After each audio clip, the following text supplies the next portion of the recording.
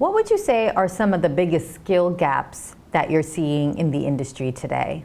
So I think that there are a few skills gaps. I think the first one is because of the way actually it's a real big one. Because of the way business has evolved, we have functional departments, like we have a finance department, we have a tax department, we have a HR department, and we've always advocated one should be a specialist in a particular function, and you should be, and you can build a fantastic career in that particular function.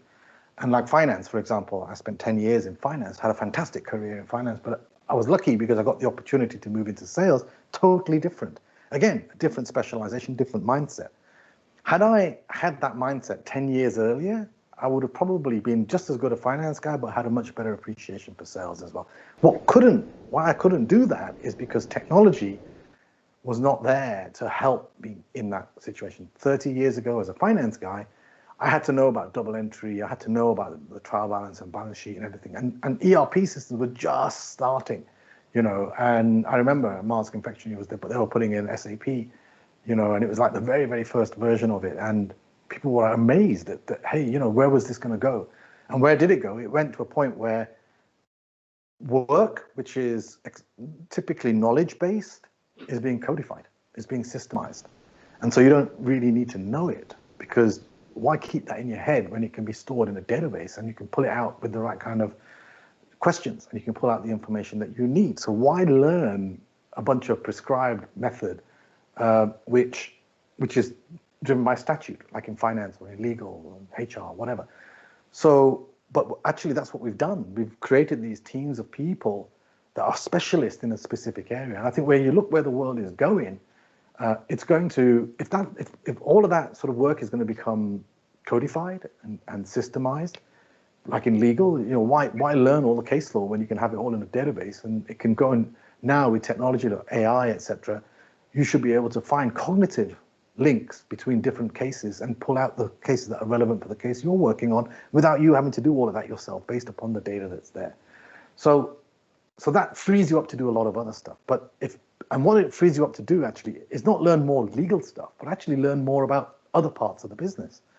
So I actually see that where there's a skills gap is there's a skills gap in people who can move from one function to another function to another function and develop their general management skills.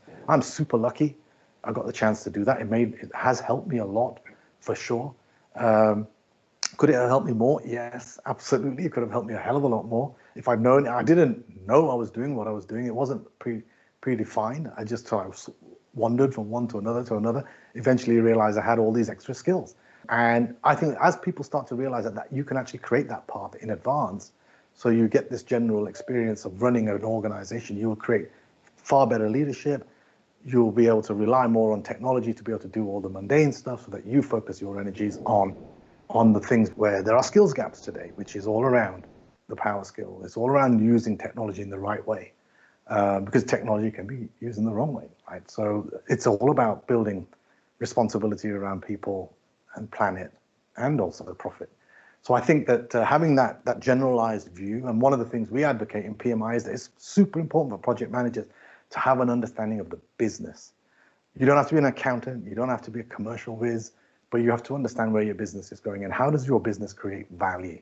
And when you know that, it puts context to the projects that you're doing. And if you embrace that, then it allows you to make decisions that your leadership and others will say, actually, that's a really smart decision, because it's in line with where we're trying to go as a business, not as the individual project. And I think organizations around the world are lacking that today. And I think that you will see what in PMI, we call that the emergence of the project economy, where there will be less emphasis on functional department and more emphasis of teams of people that move from department to department getting work done.